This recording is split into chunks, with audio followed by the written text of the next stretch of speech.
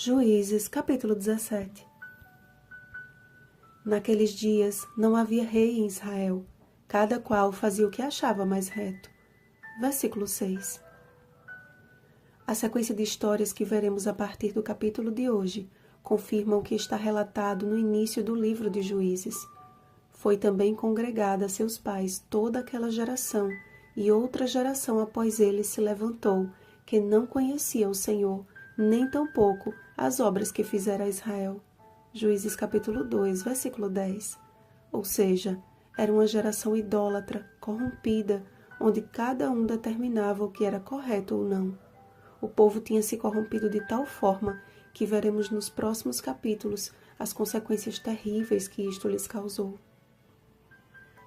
Havia um homem da região montanhosa de Efraim, cujo nome era Mica. Sua mãe havia sido furtada. Levaram dela 1.100 ciclos de prata, o que era uma grande riqueza para a época. Na tentativa de reaver o seu dinheiro, ela lançou uma maldição sobre a pequena fortuna. As maldições eram muito temidas entre os povos do Oriente. Certamente, com receio da praga lançada pela mãe, Mica resolveu confessar que havia sido o autor do furto. Eis que esse dinheiro está comigo, eu o tomei. Para espanto e temor da mãe, o que havia sido uma maldição, tentou transformar em bênção. Bendito do Senhor seja meu filho. Na tentativa de afastar do filho a maldição que ela mesma lançou, pensou estar fazendo grande feito, destinando parte daquela soma para a confecção de imagens de escultura. E Mica passou a ter uma casa de deuses.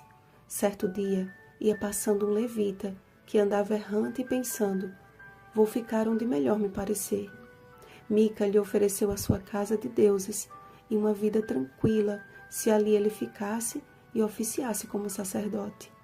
Então disse Mica, sei agora que o Senhor me fará bem, porquanto tenho um levita por sacerdote. Todo este relato apresenta elementos de bastante relevância para a nossa compreensão acerca da importância em conhecer o Senhor e a sua palavra. Quando um casal começa a namorar, por exemplo, essa fase entre namoro e noivado é justamente um período de conhecimento, onde começam a firmar laços de amizade, de amor, de companheirismo, de respeito, enfim, de tudo o que é necessário para que assumam o futuro compromisso de viverem juntos até que a morte os separe. E esse período é extremamente importante, porque se não conhecemos o suficiente a pessoa com quem vamos casar, corremos o risco de entrar em um grande apuro. Então vem o casamento e se passam os anos. O que acontece se os cônjuges não mantiverem todos aqueles laços que construíram na fase inicial? Brigas e, muito provavelmente, o divórcio. Deus havia firmado uma aliança com seu povo e jamais voltaria atrás. Só que Israel abandonou o Senhor, se esqueceu do primeiro amor, adulterou com outros deuses, permitindo que a imagem de Deus fosse apagada de seu coração. O que aconteceu então? Sentiam a necessidade de imagens de fundição, pois não conheciam o verdadeiro Deus. A fala do levita, vou ficar onde melhor me parecer, ilustra a realidade de muitos que possuem título de cristão, mas que na realidade buscam somente uma religião que lhes seja conveniente. Não estudam a Bíblia para descobrir a verdade, mas para adaptá-la aos seus próprios conceitos.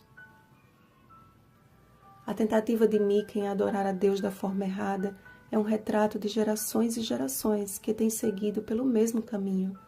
Por isso que Jesus, referindo-se ao grande dia da sua volta, disse que muitos se achegarão a ele, dizendo, Senhor, Senhor, porventura não temos nós profetizado em teu nome, e em teu nome não expelimos demônios, e em teu nome não fizemos muitos milagres? Então lhes direi explicitamente, nunca vos conheci, apartai-vos de mim, os que praticais a iniquidade. Mateus capítulo 7, versículos 22 e 23. Fazer o que pensamos ser correto e não o que Deus nos manda fazer não se chama adoração, e sim contrafação. Assim diz o Senhor, estendi minhas mãos todo dia a um povo rebelde que anda por caminho que não é bom, seguindo seus próprios pensamentos. Isaías capítulo 65, versículo 2. Tendo à nossa disposição o Espírito Santo como nosso guia e mestre da palavra de Deus, Não temos desculpas para permanecer no erro. À semelhança do eunuco que foi ensinado por Filipe, Atos capítulo 8, versículos 26 ao 40. O Espírito do Senhor permanece recrutando servos e servas de Deus com a mesma disposição de apresentar o Evangelho eterno aos que de coração sincero desejam aprendê-lo e vivê-lo. Conheçamos e prossigamos em conhecer ao Senhor. Oséias capítulo 6, versículo 3. Então, como o noivo se alegra da noiva, assim de ti se alegrará o teu Deus. Isaías capítulo 62, versículo 5. Que em uma geração de verdades relativas, a verdade absoluta da palavra de Deus seja lâmpada para os nossos pés e luz para os nossos caminhos. Salmo capítulo 119, versículo 105. Vigiemos e oremos. Bom dia, guiados pelo Espírito Santo. Desafio da semana. Você tem separado um tempo especial de comunhão com Deus nas primeiras horas da manhã?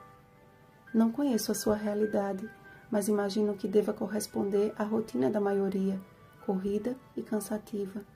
O Senhor nos desafia a provar de sua bondade. Acorde de madrugada se for preciso. Encontre o Senhor nas primeiras horas da manhã e não o perderá de vista no restante do dia. Rosana Garcia Barros.